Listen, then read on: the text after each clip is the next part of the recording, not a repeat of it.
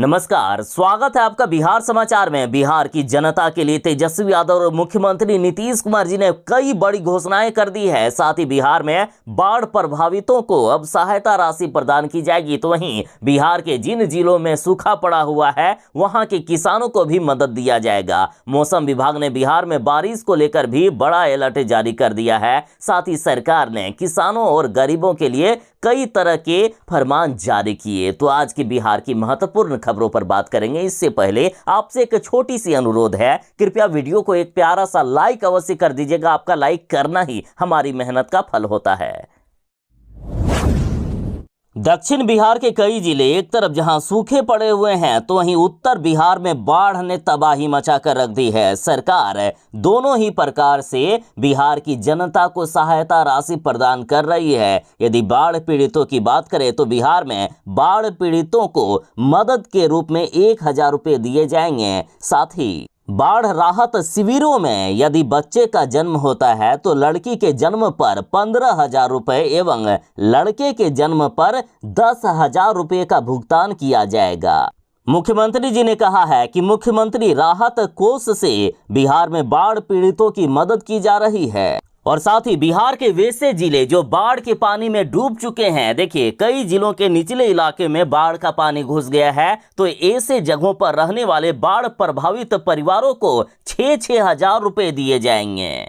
बिहार सरकार बाढ़ सहायता योजना के तहत ये राशि दे रही है। बिहार में बाढ़ प्रभावितों की मदद के लिए सर्वेक्षण शुरू हो गया है और जल्द ही इसके लिए आवेदन प्रक्रिया शुरू की जाएगी। जिन जिलों में बाढ़ ने तबाही मचाई है वहां के परिवारों को 6-6 हजार रुपये का मदद दिया जाएगा। और साथ ही बिहार के जिन किसानों की खेती बर्बाद हुई है उनको भी मदद मिलेगा। और जिन गरीबों का घर टूट गया है, घर को क्षति हुई है, तो आपदा प्रबंधन विभाग बिहार सरकार के द्वारा क्षतिग्रस्त मकानों और फसल नुकसान का भी ब्यौरा अलग से तैयार करने का निर्देश दिया गया है। यानी फसल और घर में भी यदि नुकसान हुआ है तो बिहार सरकार इसके लिए अलग से मदद देगी।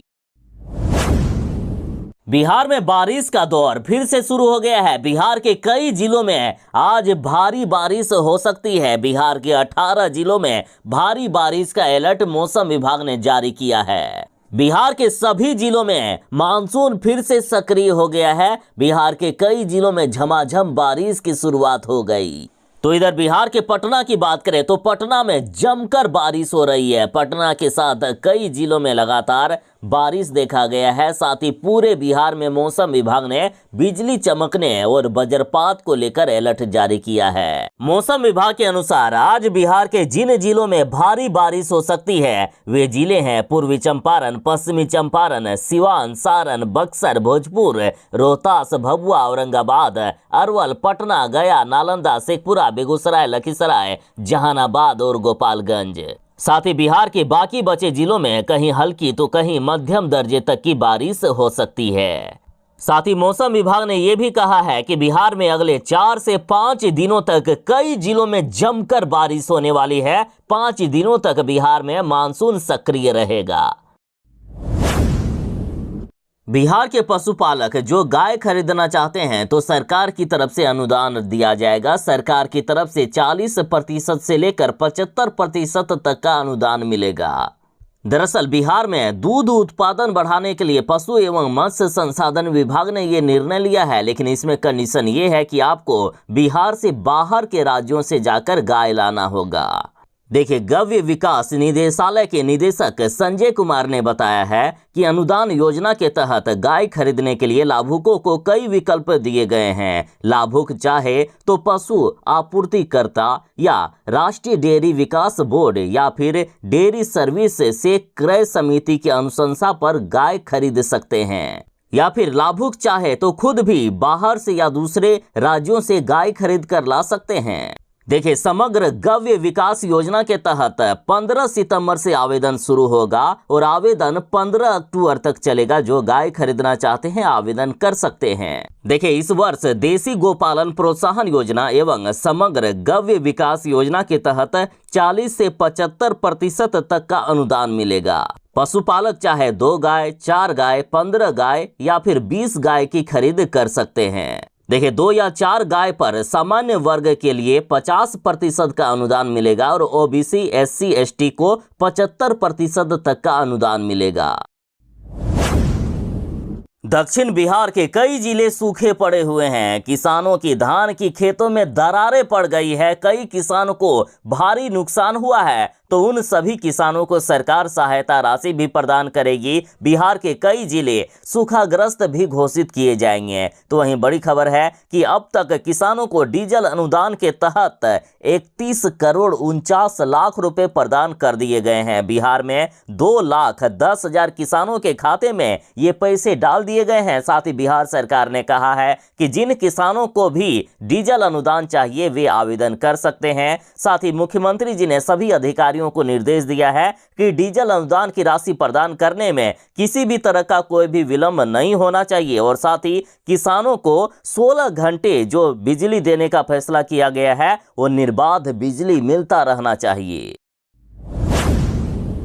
बिहार के कई जिलों में बाढ़ ने तबाही मचाकर रख दी है, तो बिहार सरकार अब बिहार के बाढ़ पीड़ितों की मदद के लिए कई योजनाओं की शुरुआत कर दिए हैं। जिनको भी जिस तरह का भी नुकसान हुआ है उनको सरकार मदद करने के लिए अब तैयार है। मुख्यमंत्री नीतीश कुमार जी ने बिहार के बाढ़ प्रभावित जिलों का सर्वेक्षण शुरू कर दिया है। उसके बाद लिस्ट जारी की जाएगी और बाढ़ पीड़ितों को प्रति परिवार 6,000 रुपए मिलेंगे और साथ ही अलग से जान माल, मकान, कपड़े, बर्तन आदि की हानि होने पर भी पैसा दिया जाएगा। बिहार सरकार के द्वारा जो रेट तय किया गया है वो पूरा विवरण आपको बता देता हूं। देखिए बिहार में बाढ़ प्रभावित परिवारों को 6,000 रुपए का लाभ मिलेगा। साथ ही यदि किसी की मृत्यु हो जाती है तो परिजनों को 4 लाख रुपया मौत होने पर मुआवजे की राशि मिलेगी। साथ ही कपड़ा का नुकसान होने पर 1,800 मिलेगा। 2,000 रुपया मिलेगा बर्तन के लिए। 6,800 रुपये प्रति हेक्टेयर फसल के लिए मिलेगा। यदि फसल बह गया हो, बर्बाद हो गया हो तो प्रति हेक्टेयर 6,800 रुपये करके मिलेंगे। साथ ही यदि गाय, भैंस, ऊंट, याक, मिथुन आदि की मृत्यु होती है तो 37,500 रुपये करके प्रति पशु के हिसाब से दिया जाएगा। तो वहीं यदि बैल, ऊंट, घोड़ा आदि की मृत्यु होती है तो 32,000 रुपये करके प्रति पशु के हिसाब से मिलेगा। तो वहीं यदि बछड़ा, खच्चर, गधा, टट्टू आदि की मृत्यु होती है तो 20,000 रुपया करके प्रति जानवर के हिसाब से मिलने वाला है। बकरी, भेड़, सुअर आदि की मृत्यु होने पर 4,000 रुपया प्रति इकाई के हिसाब से मिलना है। तो वहीं पोल्ट्री यानी मुर्गा, मुर्गी का यदि कोई पालन करते हैं तो प्रति मुर्गा या मुर्गी के हिसाब से 100 रुपये मिलेगा और अधिकतम 5,000 रुपया दिया जाएगा। और यदि मकान पूरी तरह से गिरता नहीं है तो 5,200 रुपये पक्का मकान के आंशिक क्षतिग्रस्त होने पर दिया जाएगा और 3,200 रुपये कच्चा मकान के आंशिक क्षतिग्रस्त होने पर मिलेगा। तो वहीं 2,100 रुपये जानवर के शेड नुकसान होने पर मिलेगा और 4,100 रुपये झोपड़ी का पूर्ण नुकसान होने पर मिलेगा। इसका लाभ लेने के लिए बिहार सरकार की तरफ से जल्द ही आवेदन प्रक्रिया शुरू कर दी जाएगी। फिर बाढ़ प्रभावित परिवारों को जो सहायता की राशि मिलना है वो मिलना शुरू हो जाएगा। साथ ही बता दें कि पशुओं की मृत्यु पर अभी से ही सहायता राशि प्रदान की जा रही है। बीजेपी वाले कह रहे हैं कि और दो इंडिया गठबंधन को वोट। कहे थे ना ये इंडिया वाले सनातन धर्म का विरोधी हैं। बीजेपी वाले कह रहे हैं कि हिंदू भाई लोग, सनातन धर्म के लोग जरा इनसे सावधान रहे नहीं तो ये बर्बाद करके रख देंगे। दरअसल विपक्षी दलों का इंडिया गठबंधन ने इतना बड़ा कांड कर दिया है ना, सनातन धर्म के साथ इन्होंने खिलवाड़ कर दिया जो आज तक कोई नहीं किया। लेकिन आज ये इंडिया गठबंधन वालों ने इतना घिनौना काम करके दिखा दिया। देखिए इंडिया गठबंधन के प्रमुख नेता तमिलनाडु के सीएम M.K. स्टालिन के बेटे उदयनिधि स्टालिन ने सनातन धर्म पर ऐसा बयान दिया ना जिससे आज पूरा देश छी छी कर रहा है इन पर। और बीजेपी ने अब इनके बयान पर हमला किया है। दरअसल तमिलनाडु के मुख्यमंत्री M.K. स्टालिन के बेटे ने कहा है कि सनातन धर्म मलेरिया, डेंगू और कोरोना की तरह है। स्टालिन ने कहा कि इन बीमारियों को जिस तरह से मिटाए हैं ना उसी तरह से सनातन धर्म को मिटाना जरूरी है। वाह रे इंडिया वाले, आज अपनी औकात दिखा ही दी ना। देख लीजिए लालू यादव जी और नीतीश कुमार जी, वोट मिलेगा आपको इस तरह के बयान देने पर। अपने नेताओं को तो संभाल सकते नहीं और देश संभालने चले हैं ये लोग।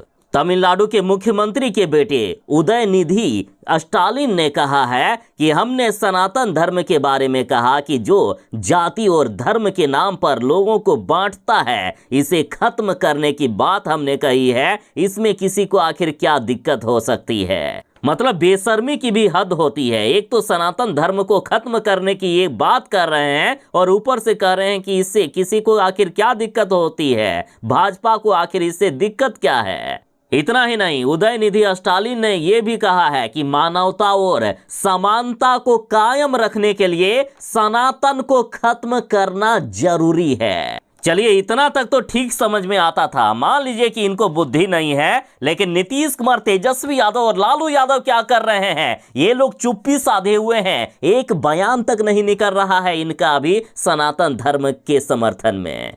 तो देश की जनता, ऐसे गठबंधन को आप वोट दोगे या क्या करोगे, ये आप पर निर्भर है। बिहार में डेंगू ने कहर ढाकर रख दिया है। अब राजनेता भी सुरक्षित नहीं है। कई नेताओं को डेंगू हो गया है, डीएम को भी डेंगू हो गया इस बार।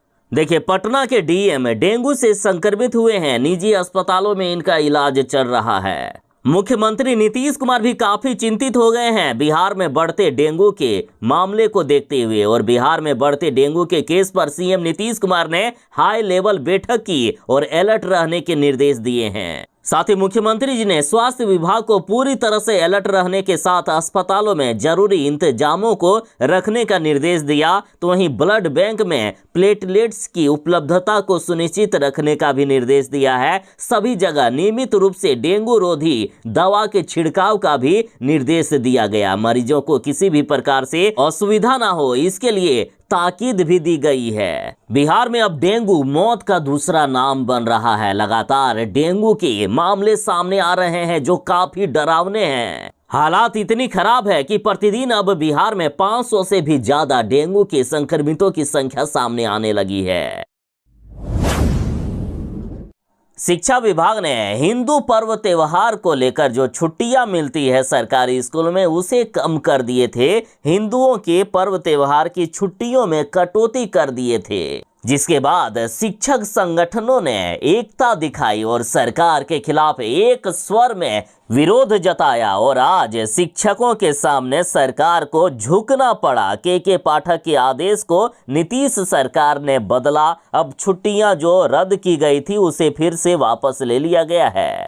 बता दें कि शिक्षा विभाग ने 12 छुट्टी की कटौती कर दी थी, जिसे रद्द कर दिया गया है। अब जितने छुट्टी मिलना चाहिए था उतने छुट्टियां मिला करेंगे।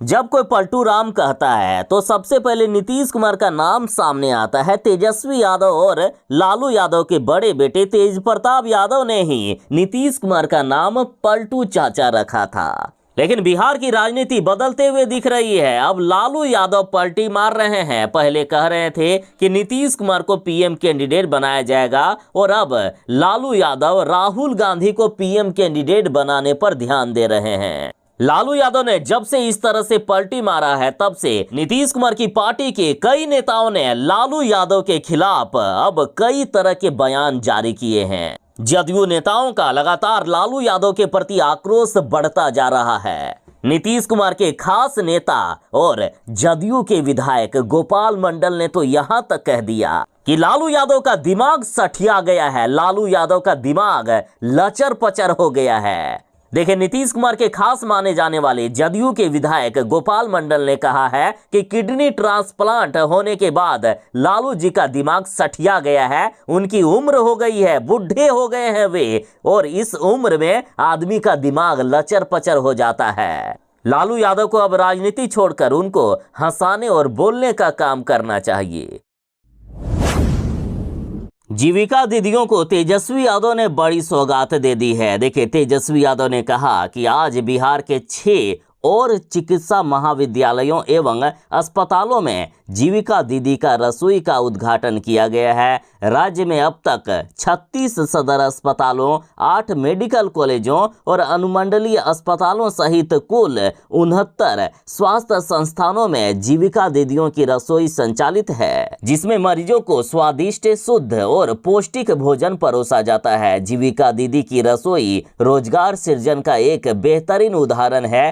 ग्रामीण महिलाओं को सशक्त एवं स्वावलंबी बनाने के साथ साथ रोजगार के अवसरों व आमदनी में भी इससे बढ़ोतरी हो रही है।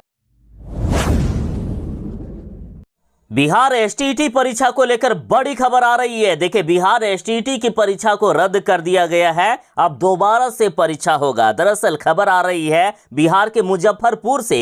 मुजफ्फरपुर में परीक्षा केंद्र पर भारी हंगामा हुआ, जिससे इस सेंटर की परीक्षा को रद्द कर दिया गया है। दरअसल हंगामा कर रहे छात्रों का कहना था कि कुछ लोगों को विशेष सुविधा दी गई थी, यानी इनसे चोरी करवाया जा रहा था, इन्हें चोरी करने की छूट दी गई थी, उन्हें कदाचार करने की सुविधा दे दी थी। देखिए, जो सूचना आ रही है उसके अनुसार मुजफ्फरपुर जिले के खबरा आईटी जोन में परीक्षा केंद्र पर परीक्षार्थियों ने हंगामा किया। परीक्षार्थियों ने आरोप लगाया कि केंद्र पर धांधली चल रही थी। उसके बाद हमने हंगामा किया और अब इस सेंटर की परीक्षा को रद्द कर दिया गया है। बीजेपी वाले लगातार कह रहे हैं कि ये जो नया विपक्षियों का गठबंधन बना है INDIA यानी इंडिया, ये सनातन धर्म का विरोधी गठबंधन है। ये सनातन धर्म को खत्म करना चाह रहे हैं। अभी ये तो चुनाव जीते भी नहीं है, फिर भी ऐसे बयान दे रहे हैं। यदि चुनाव जीत गए तो सनातन धर्म का क्या हाल करेंगे, आप सोच लीजिएगा सनातन धर्म के लोग। देखिए, तमिलनाडु के मुख्यमंत्री स्टालिन के बेटे के बयान के बाद अब खरगे के बेटे प्रियांक ने बयान दे दिया है कि जो धर्म इंसानों जैसा व्यवहार नहीं कर सकता वो बीमारी के जैसा ही तो है और इसे खत्म कर देना चाहिए। देखिए, कांग्रेस अध्यक्ष मल्लिकार्जुन खरगे के बेटे प्रियांक ने ये बयान दिया है कि कोई भी धर्म जो समान अधिकार नहीं देता है या आपके साथ इंसानों जैसा व्यवहार नहीं करता है वह बीमारी के समान है। कोई भी धर्म जो समानता को बढ़ावा नहीं देता है या ये सुनिश्चित नहीं करता है कि आपको इंसान होने का सम्मान मिले, वह मेरे अनुसार धर्म नहीं है। तो देख रहे हो ना सनातन धर्म के लोग, इस इंडिया गठबंधन वाले की बयान किस तरह से आ रहे हैं। ये आपके सनातन धर्म को ही खत्म करना चाह रहे हैं।